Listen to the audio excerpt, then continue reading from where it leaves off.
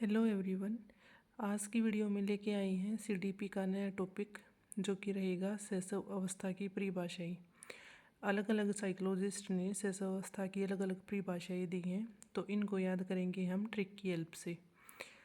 तो वीडियो अगर आपको हेल्पफुल लगे तो वीडियो को लाइक करना, शेयर करना और चैनल को सब्सक्राइब करना। तो करते हैं शुरू।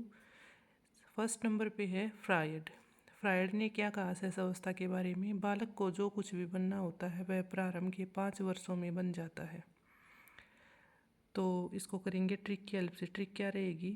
जो कुछ भी बनाना है 5 मिनट में फ्राई कर दो। तो बनाना है ये जैसे नीचे लिख भी दी है मैंने।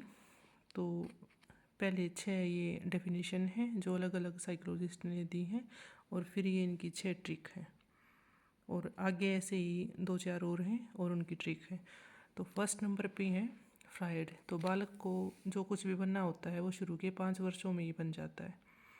तो फ्राई कर दो यानी फ्राइड, और 5 वर्षों में शुरू के 5 मिनटों में फ्राई कर दो। नेक्स्ट है वैलेंटाइन। वैलेंटाइन ने क्या कहा है? शैशवावस्था सीखने का आदर्श काल है।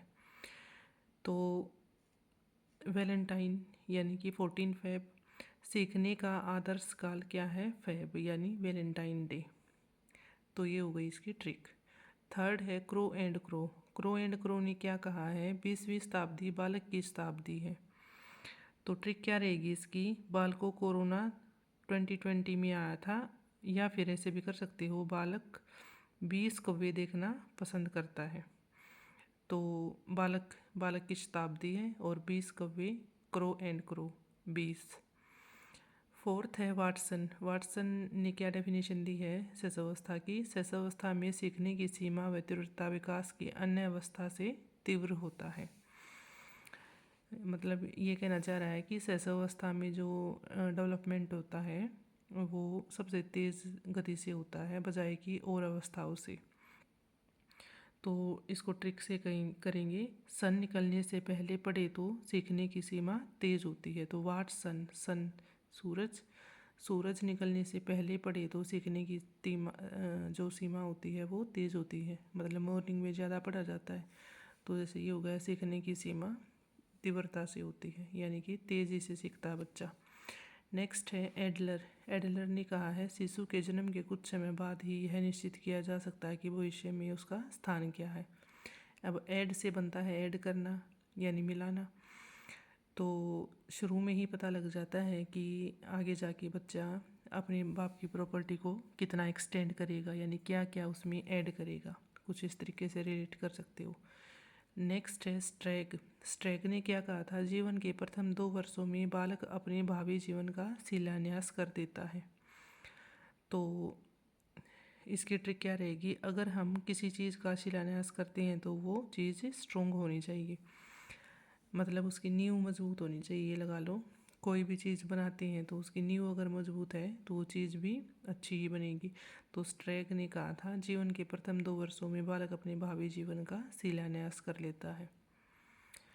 तो ये ट्रिक लिख दी है। जैसे 6 की 6 परिभाषा होगी, first, second, third, fourth, fifth और ये सिक्स्थ हो गई। अगर हम किसी चीज़ का शिलान्यास करते हैं तो वो चीज़ स्ट्रोंग होनी चाहिए। अब ऐसे ही हैं ये 4 डेफिनेशन और जो कि दी हैं जॉन लोक, गैसल और रूसो और फ्रायड ने। जॉन लोक ने कहा है जन्म के समय शिशु का मन खाली स्लेट, खाली स्लेट को टेबुला रासा भी बोल देते हैं। क्वेश्चन भी पूछा गया कई बार कि खाली स्लेट को और क्या कहते, तो टेबुला रासा। तो बालक का जो मन होता है जन्म के समय वो टेबुला रासा की तरह होता है। तो ये किसका कहना है? जॉन लोक का। अब ट्रिक क्या रहेगी? खाली स्लेट को लॉक नहीं करना, उस पर कुछ न कुछ लिखना है। तो लॉक, जॉन लॉक, खाली स्लेट, तो ये रिलेट करके लर्न हो जाएगा। नेक्स्ट है गैसल। बालक प्रथम 6 वर्ष बाद के 12 वर्ष से भी दुगना सीख जाता है। मतलब गैसल ने ये कहा है कि स्टार्टिंग के जो 6 वर्ष होते हैं ना उसमें बच्चा सबसे ज़्यादा सीखता है। मतलब जितना वो 12 वर्षों में सीखता है उतना तो वो स्टार्टिंग के 6 साल में सीख जाता है। तो सोच के देखो उसने कितना सीखा होगा। तो यही इसी से रिलेटेड ट्रिक है कि गैस कीजिए बालक 6 वर्ष में कितना ज़्यादा सीख जाता होगा। तो गैस गैसल और 6 वर्ष यानी ज़्यादा सीख जाता है। नेक्स्ट है रूसो। रूसो ने कहा है बालक के हाथ पैर व नेत्र उसके प्रारंभिक शिक्षक हैं, मतलब स्टार्टिंग में ज्ञानेंद्रियों के द्वारा ही वो क्या है सीखता है। तो रूसो का कहना है ये। तो इसकी ट्रिक क्या रहेगी, बालक के हाथ पैर को रस्सी से कितना भी बांध दो पर वो हिलाए बिना नहीं रहेगा, क्योंकि उन्हीं से वो सीखता है। तो रस्सी रूसो हो गया, हाथ पैर और कितना भी बांध दो उन्हीं से सीखता, हिलाए बिना रहेगा नहीं। तो प्रारंभिक शिक्षक यही है उसके। लास्ट है फ्रायड। फ्रायड ने कहा है शिशु में काम प्रवृत्ति बहुत अधिक प्रबल होती है, पर वयस्कों की बातें उसकी अभिव्यक्ति नहीं होती। तो जिसकी ट्रिक क्या रहेगी इसकी, जिसकी काम करने की प्रवृत्ति ज़्यादा होती है वह फ्रॉड माना जाता है। तो फ्रॉड यानी फ्रायड, और काम प्रवृत्ति यानी शिशु में काम प्रवृत्ति है जो वो बहुत अधिक प्रबल होती है। तो ये थी हमारी शिशुअवस्था की अलग अलग साइकोलॉजिस्ट ने जो जो डेफिनेशंस दी हैं, वो जो कि ट्रिक की हेल्प से हमने याद करने की कोशिश की है। तो